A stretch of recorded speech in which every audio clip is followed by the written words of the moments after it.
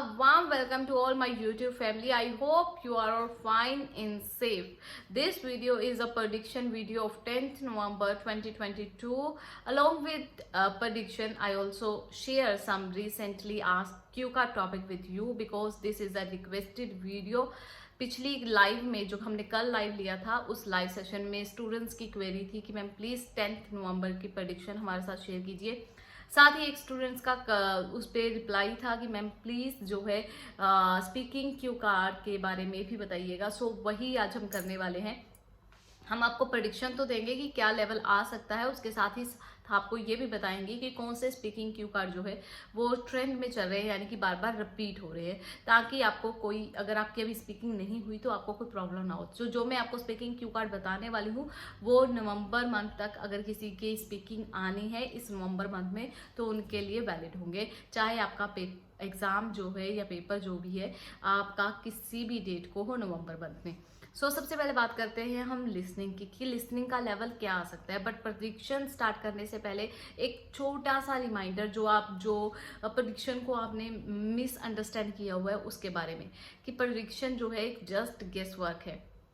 Guess work जिस तरह से हम छोटे होते अपने स्कूल टीचर के पास जाते थे कि मैम हमने सिलेबस पढ़ लिया सारा, अब प्लीज़ आप जो है इम्पोर्टेंट क्वेश्चन मार्क कर दो ताकि हम सिर्फ उनकी रिवीजन कर सकें। ठीक है, इसका आईएएस का आपका कोई सिलेबस नहीं है, बट आपको पता है कि यस ये क्वेश्चन टाइप आपको मिलेंगी एग्जाम में। बट अगर प्रेडिक्शन तभी काम करेगी अगर आपकी प्रिपरेशन ओके है, आपने सारी टाइप ऑफ एस्से के जितने भी हैं वो एक बार प्रैक्टिस किए हुए हैं। बट आपको अब चाहिए एक गेस वर्क कि किसके आने के चांसेस ज़्यादा है, ताकि एन मौके पर आपके पास टाइम कम है और आप उनकी जो है रिवीजन यानी कि उनका फॉर्मेट उनका स्ट्रक्चर जो है एक बार प्रैक्टिस कर सको। प्रेडिक्शन जो है वो गेस वर्क है, बट यस 99.9% जो है वो हमेशा ट्रू जाता है। आपको मैं बताऊंगी कि आप पूरी तरह से इस पर रिलाई मत होना, पूरी तरह से इस पर डिपेंड होकर मत जाना। यूर प्रिपरेशन जो है इज मस्ट, वो मैंडेटरी है, आपको उस पर फोकस करना है। लिसनिंग की अगर बात की जाए तो लिसनिंग का लेवल जो है ईजी टू मॉडरेट देखने को मिलेगा। बहुत ज़्यादा डिफिकल्ट नहीं होगी, बट बहुत ज़्यादा आप इजी एक्सपेक्ट नहीं कर सकते उस टाइम पर, क्योंकि जो लेवल चल रहा है पिछले 1 महीने से या 2 महीने से तो वो यही है कि स्टैंडर्ड चल रहा है कि मल्टीपल चॉइस क्वेश्चन ज़्यादा देखने को मिलते हैं। अगर आपको मल्टीपल चॉइस क्वेश्चन में प्रॉब्लम आती है सॉल्व करने के लिसनिंग, तो आपको वो टेस्ट मॉडरेट भी लग सकता है। क्योंकि लास्ट जो एग्ज़ाम हुआ है 5 नवंबर को उसमें 20 to 25 तक भी जो है स्टूडेंट्स, किसी का कहना है कि 20 थे, किसी का कहना है कि 18 to 20 के बीच में थे, किसी का कहना है कि 22 नियर अबाउट एमसीक्यू थे। आप एवरेज लगा के चलो 20 to 23 के बीच में आपको जो है एमसीक्यू देखने को मिल सकते हैं। अगर एमसीक्यू आपका वीक पॉइंट है लिसनिंग में तो आपके लिए वो लिसनिंग हार्ड होने वाली है। अगर एमसीक्यू में आपकी मास्टरी है, आपको उससे डर नहीं लगता, देन आपके लिए लिसनिंग इजी होने वाली है। मेन फोकस करने वाले क्वेश्चन टाइप क्या है? 1 वर्ड एंड और a number, 2 words and MCQs. ठीक है, ये तो आपको करके ही जाने हैं। इसके अलावा जो है आपको मैचिंग जो आपको बॉक्स के अंदर इंफॉर्मेशन दी गई होती है, फॉर एग्जांपल किसी सिटी के जो है central shopping mall and city centre and shopping mall, ये कुछ इंफॉर्मेशन दे दी, उसके बाद लिखा है कि पीपल इंटरेस्टिंग है या नहीं है, या कुछ इस तरह के मैचिंग टाइप ऑफ क्वेश्चन भी आपके पास आ सकते हैं। अब बात करते हैं हम रीडिंग की कि रीडिंग का लेवल किस लेवल का आने के चांसेस है। There is a high chance कि आपके पास जो रीडिंग है वो इजी टू मॉडरेट, और आप कह सकते हो कि एवरेज लेवल की आएगी। इट मीन्स कि एक पैसेज जो है वो आपका इजी होगा, उसमें क्वेश्चन टाइप कुछ इस तरह से सेट होंगे जो 6 बैंड 7 बैंड तक के हो सकते हैं, और एक पैसेज जो है आपके पास आने के ज़्यादा चांसेस है easy to moderate, and third passage आपके पास आने के चांसेस हैं एवरेज। और मैं ये नहीं कह रही कि वो थर्ड पैसेज ही एवरेज आएगा या थर्ड पैसेज ही डिफिकल्ट आएगा। It may be passage 2, it may be passage 3। आपको प्रिपरेशन कैसे करनी है? मैं रेफरेंस बुक अगर आपको बताऊं तो आप Cambridge book number 11 to Cambridge book number 17 तक जो हैं कैम्ब्रिज की 11 से लेकर 17 की जो बुक्स हैं उनको रेफर कर सकते हो, उनको प्रेफरेंस दे सकते हो, उनमें से प्रैक्टिस कर सकते हो, बिकॉज वो जो है रिलायबल मटेरियल है और बहुत अच्छी तरह से डिज़ाइन की गई बुक्स हैं कि उनमें से आपको लेवल पता लग जाएगा। इसके अलावा जो है आप आइल्स पेपर की ऑफिशियल वेबसाइट पर आपको 150 प्लस टेस्ट मिल जाते हैं, जिसके लेवल जो है एग्जैक्ट एग्जाम लेवल के जैसा ही होता है। और इनफैक्ट हर बार ही जो है 1 या 2 पैसेज आपको आइल्स पेपर की वेबसाइट पर देखने को मिल जाते हैं जो रियल एग्जाम में आते हैं। बट प्लीज़ कमेंट्स में ये मत पूछना कि वो कौन सा पैसेज है मैम, प्लीज़ हमें बता दो कि प्रेडिक्टेड पैसेज नेम बता दो। सो आई एम सॉरी डियर, मुझे नहीं पता कि कौन से पैसेज जो है रियल एग्जाम में आने वाले हैं, बट यस आर्टिकल सेम मिल सकता है आपको एग्जाम में, बट क्वेश्चन टाइप वो हमेशा चेंज करते हैं। सो एक और इम्पोर्टेंट बात है, वो हम कल के लाइव सेशन में करेंगे। जो स्टूडेंट्स के मन में ये रहता ना कि पैसे ले देकर जो प्रेडिक्शन देते हैं या हाँ यही मटेरियल है इसी में से आएगा या लीक मटेरियल है हमारे पास, उसके बारे में हम कल बात करेंगे लाइव सेशन में। अब प्लीज़ मुझे ज़रा रिमाइंड करवा देना अगर मेरे दिमाग से निकल गया तो। अब बात करते हैं राइटिंग की। राइटिंग टास्क 1 के आने के चांसेस जो है आपके पास line, table and bar graph तो हमेशा एज यूजुअल जो है वो रहता ही रहता है। सो पाई हमने लास्ट टाइम देखा, सो इसलिए मैं जज कर रही हूँ। पाई को मैं इसलिए थोड़ा सा अवॉइड किया क्योंकि वो पिछले एग्जाम में आया है 5 नवंबर को। सो मुझे लगता है कि इस बार लाइन एंड टेबल के आने के चांसेस हैं। बट यस आपको अगर मैप की आपने प्रिपरेशन नहीं की तो मैप जरूर करके जाइएगा।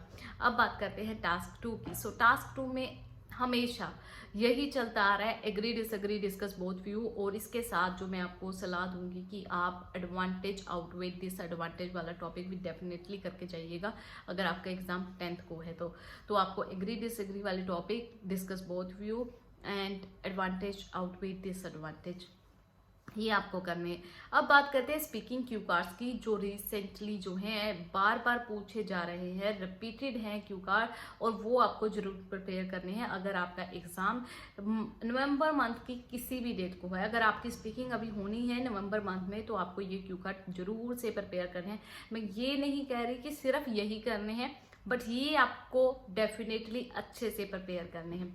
एंड क्यू कार्ड के मैं आपको नेम बताती हूँ। फर्स्ट है describe a religion you would like to adopt, describe a friend who is from different religion, talk about a TV show, describe an interesting neighbour, describe a traditional product which is made in your country, describe a person who likes to grow plants and vegetables, describe a time when you faced a problem during online and offline shopping, describe a place where you like to do outdoor activities or where you do outdoor activities, and describe a place near sea or water. Okay, describe a difficult thing you did and succeed, describe a person that you inspired for interesting, describe a person who dressed well, describe a time when you saw a lot of plastic waste, describe a change you need and it saves your time, describe a time when you were busy.